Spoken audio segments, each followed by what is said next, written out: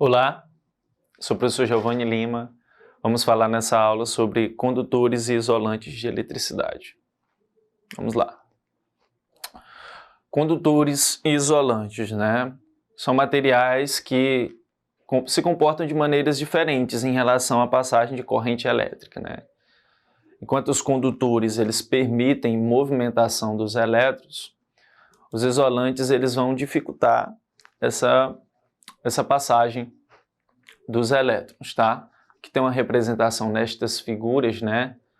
Uma situação em que os elétrons se movimentam com maior facilidade e com maior dificuldade. Tudo bem? Vamos trabalhar primeiro os isolantes, tá? Também são chamados de dielétricos. Nesses materiais você vai ter ausência ou pouca presença de elétrons livres, né? Ou seja, os elétrons eles vão estar fortemente ligados ao núcleo atômico, né? O que impede sua movimentação, muitas vezes. Na verdade, você até pode movimentá-los, mas você precisa de uma diferença de potencial muito grande para fazer esses elétrons, né? Você precisa doar energia, uma quantidade de energia muito grande para que esses elétrons se desliguem do átomo, certo? Então, são exemplos de materiais dielétricos, né? Borracha, isopor, né? Plástico, que é usado aqui para revestir, né, as fiações, né? Vidro, tá? Esses materiais, eles se comportam, na maioria das vezes, como isolantes, tá? Os condutores, né? Os condutores que têm mais aplicações no nosso cotidiano, tá? Nesses materiais, as cargas elétricas, elas vão se movimentar com mais liberdade, né, em função da existência de elétrons livres, né, na camada de valência, na última camada do átomo, né? Então vai ter elétrons ali que estão fracamente ligados ao núcleo atômico.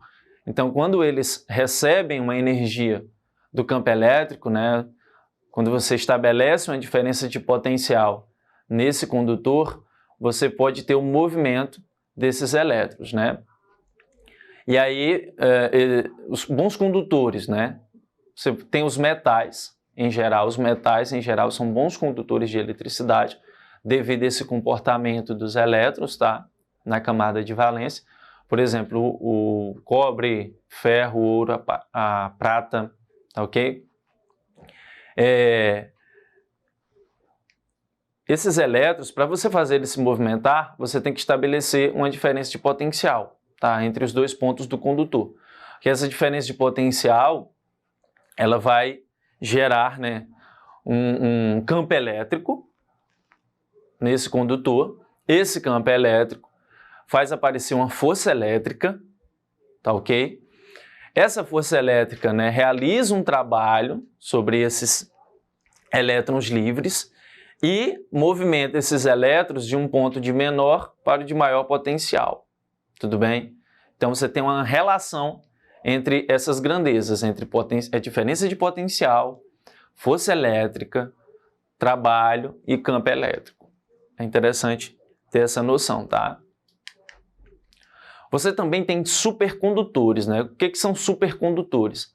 Nos supercondutores, você não tem nenhuma resistência, tá, desse material para conduzir eletricidade. Não existe resistência. A forma de você conseguir esses materiais supercondutores é quando eles atingem uma temperatura muito baixa, tá? Porque você diminui, né, uma temperatura muito baixa, você diminui a agitação atômica.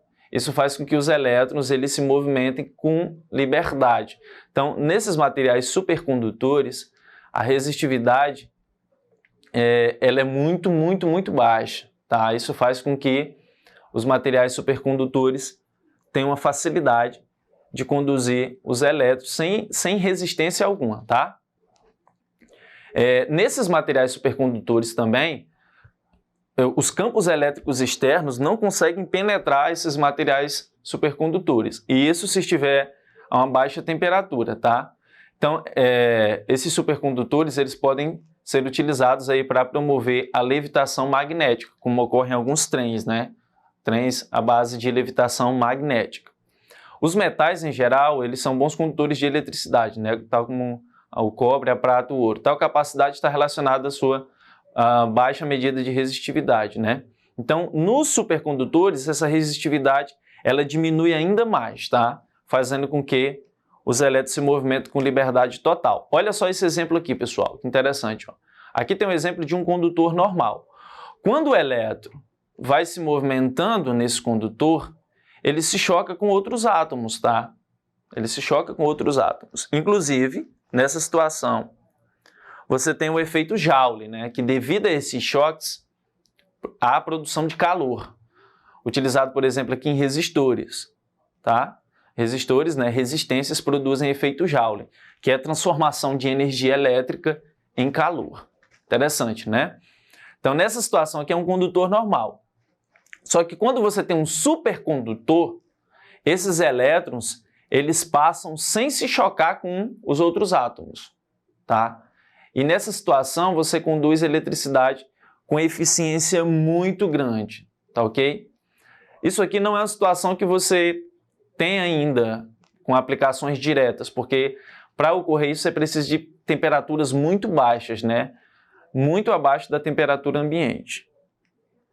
Então as aplicações elas são mais gerais, tá? Alguns tipos de supercondutores, né? Tem os condutores feitos de elementos químicos, né? Como chumbo, carbono. Os orgânicos, isso aqui é bem interessante, né? Como o fulereno, que é essa estrutura de carbono aqui, tá? Nanotubos de carbono e o conhecido grafeno. Todos esses materiais eles se comportam como supercondutores. Também tem as feitos de ligas metálicas, né, como de nióbio, por exemplo, nióbio titânio, né, que é apresentado nessa figura aqui. Esses materiais, tá, eles podem se comportar como supercondutores. Destaque aqui, né, para os orgânicos, tá? Tem sido cobrado bastante em relação às aplicações desses materiais no nosso cotidiano. Aqui eu vou falar sobre essas aplicações desses materiais supercondutores, por exemplo, né, os trens Manglav, né, esse tipo de trem utiliza aquele efeito dos campos magnéticos externos não conseguirem penetrar esses materiais supercondutores. Então eles levitam, né, desenvolvendo uma alta velocidade. Isso aqui é utilizando materiais supercondutores, tá, pessoal? Outro exemplo, né, da aplicação. Ressonância magnética nuclear. No interior desses aparelhos existem bombinas feitas de ligas metálicas, né, a temperaturas baixas, e elas se tornam supercondutoras. E aí elas produzem campos magnéticos de alta intensidade, tá ok? E também na produção de energia elétrica, né, em hidrelétricas, termoelétricas, usinas em geral, né, a necessidade de converter energia mecânica em elétrica. Para isso, utiliza-se geradores, cujas espiras são feitas de ligas metálicas supercondutoras quando devidamente resfriadas. Legal, né? Então aqui você tem materiais que estão a baixas temperaturas, que produzem campos magnéticos muito fortes. Os campos magnéticos externos não conseguem penetrá-los, tá? Eles só produzem campos muito fortes e aí com aplicações, tá? Para o nosso dia a dia, beleza? Semicondutores são interessantes também, tá, pessoal? Tem muitas aplicações, principalmente na área de computação, tá? Então, nesses materiais semicondutores, né, você tem o quê? Um comportamento em que, variando a temperatura, uma hora ele se comporta como condutor e outra hora ele se comporta como isolante, tá? Isso acontece muito com o silício e o germânio, tá ok? Então, nesses materiais, eu tenho os dois comportamentos. Como é que eu consigo isso? Variando a temperatura do material, tá? Variando a temperatura, eu torno ele um condutor, tá? Ou um isolante. Isso é bem interessante, tá? Isso aqui tem muitas aplicações na área de computação, na área de computadores em geral, porque os componentes eletrônicos de computadores, ora tem que passar a corrente e ora não tem que passar a corrente. Então você usa esses semicondutores para fazer esse procedimento, tá? Uma aplicação disso, por exemplo, é os transistores, que se comportam dessa maneira. Ora ele age como isolante, não permitindo a passagem de corrente, ora ele age como condutor, permitindo a passagem de corrente, tá? Vamos fazer alguns exemplos para a fixação desses conceitos. A respeito da condutividade elétrica e térmica dos materiais, marque a alternativa correta. Somente os metais podem conduzir eletricidade e calor. Em hipótese alguma, um dielétrico pode conduzir corrente elétrica ou calor. Os metais destacam-se como bons condutores elétricos porque possuem excesso de prótons em sua estrutura atômica. Os materiais que são isolantes elétricos possuem alta condutividade elétrica. Um material é melhor condutor que outro quando possui valor de condutividade elétrica maior.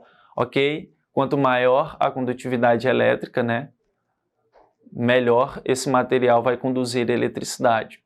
Então, a nossa alternativa correta seria a letra E, tá? O material, bom condutor, né, ele tem uma condutividade elétrica alta, claro, tá? Ou uma resistividade baixa, um é o inverso do outro, tudo bem?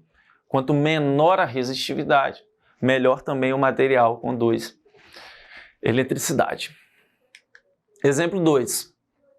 Em eletricidade, os materiais podem ser classificados como condutores, semicondutores ou isolantes. Também tem os supercondutores, né?